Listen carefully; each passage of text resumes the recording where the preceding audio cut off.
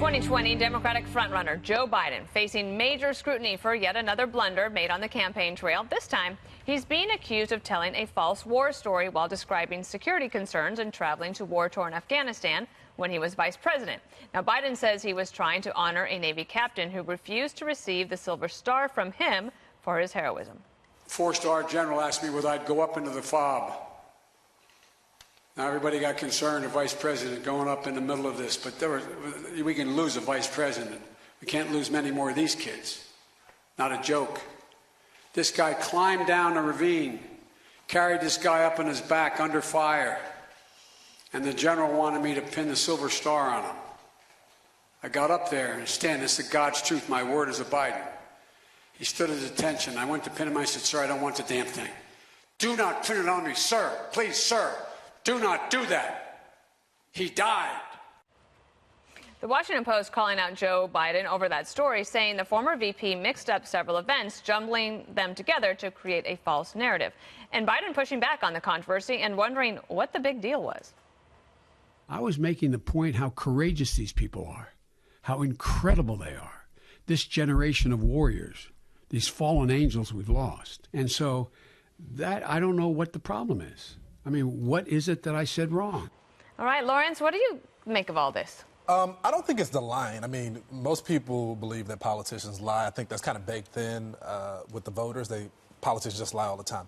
I do think there's something going on with Biden. I mean, he's lost his step. I mean, it's one thing to gaffe, but he couldn't even remember President Obama's name the other day, and he just reserved to call him his boss. What makes this such a big thing going into the next debate is that these young people are going to start to frame it. If they're willing to take off the glove, they can make this argument.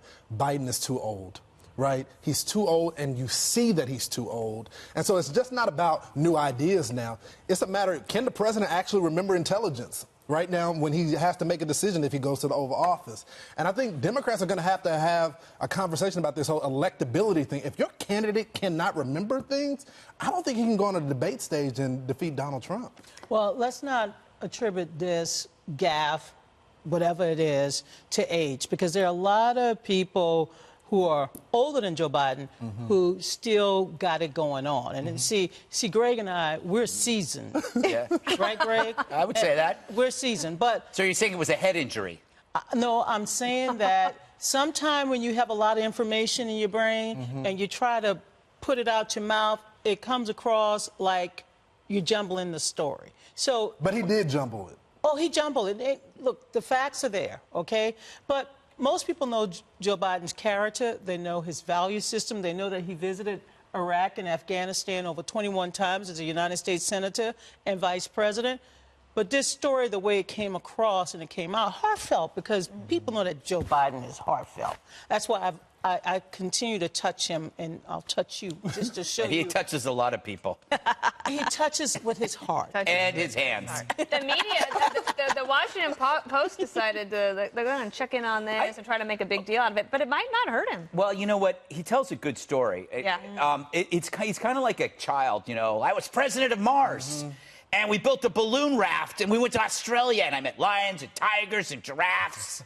And then I had rhubarb pie. It was the best pie I ever had.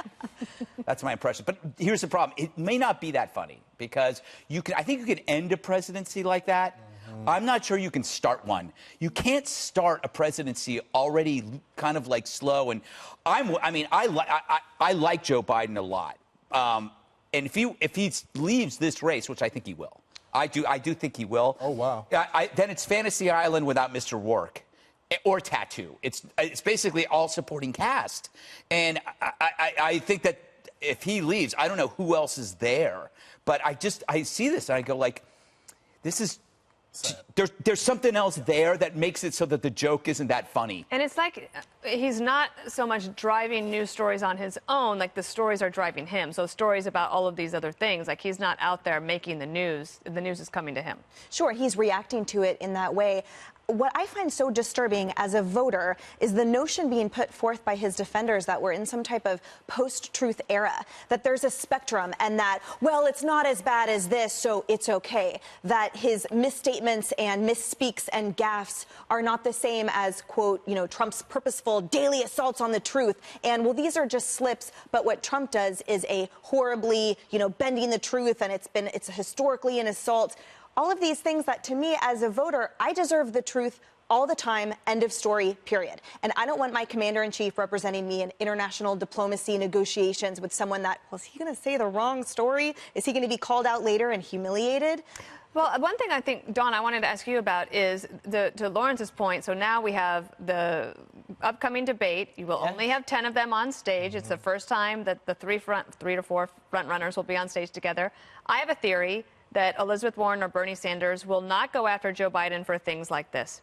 I think they'll go after him for his record, like Kamala Harris did in the first time. But if it's Elizabeth Warren, maybe she goes after him for his cozy relationship with the credit card companies or something like that. Right. Do you think that they're ready to sort of take the gloves off against the front runner? Why should they take when you go after Joe Biden, you're also going after Barack Obama, in the sense that you're attacking some of the policies and some of the initiatives of that administration. That's what happened in the last debate. So they'll go back, though, to the 90s. So perhaps they will. But I think the most important thing in this next debate, some of the candidates are still stuck in single digits. They better figure out a way to get back on the next stage and to use this performance to really highlight why they're running for president. Joe Biden can't continue to use President Obama as a shield. The reports say that President Obama said, Joe, you don't have to do this. And that even President Obama was concerned about Joe Biden destroying the legacy. And so, although President Obama may not go on the attack, there are plenty of advisors out there that don't mind attacking. Well, I mean, but one thing I would say, that Joe Biden would be the only one on the stage is actually defending the Obama administration. 100%. I mean, pretty much everybody else is saying it didn't go far enough left. The other issue is you got to go tough on Joe because Trump will show him no mercy. Gonna knock him out. Yeah, if you have a fighter, you're not going to tell him to relax on the beach when you're facing a steamroller. But Greg, most Americans know Joe Biden. Like I said at the beginning, they know his values. If they see weakness. Yeah, if they see weakness, you know what? They will try to take advantage of it, but people like him. No, but I mean, people. That's why they don't want to take Trump, it down. Trump is you can. We know Trump. Yeah, yes, there's no sign of weakness when he's there. When he faces Biden, if Biden is crushed, no matter how much you like him, that's right, it's going to be over. And to your point, I think they know him, but they're not inspired by him. Maybe they like him, but they're not excited about him. No one is excited about him whatsoever. So on that stage, everyone's going to attack not only his policy, but they're going to be putting themselves on the offense of, look at me and how inspiring I am. And that's what's going to be magnetic. He's going to lose. What if he goes on the offense during the debate and he's just like, oh, you know what, I'm going to take on you and you and by the way, that would be good. And you. That would be good. Suppose he go up and say, what have you done lately, Kamala? I don't think he's going to do that. His campaign, I was on the campaign trail in Iowa with him, and his campaign is clearly trying to keep him away from the public, right? He has a teleprompter in front of him. Other candidates went in the lobby to greet people at the union. Joe went through the back door. And so the campaign realizes, the people that are supposed to protect Joe Biden, that there's a problem going on, whether it's memory or whatever it may be, or he's just lying, and they don't want him out there in front of the, well, he's getting a lot of things wrong, and it begs for concern. But, the king of lies is the person who's currently in the White House, or 12,000, according to the Washington Post. So I think the vice president misspoke. He got his facts wrong. He got his story wrong, but he is still the front I think it won't necessarily hurt him in the primary, but all these things the thing is, on the general. Last word to you? Well, I'd say that Trump's lies aren't based on any kind of mental deficiency. He's basically lying for us. Right? He always thinks that this lie is going to help us in the long run. It's not because he's forgetful or he's losing his faculties. You can hate Trump all you want, but when he's up there, he knows what day it is. Yeah. I'm not sure that I would agree with that.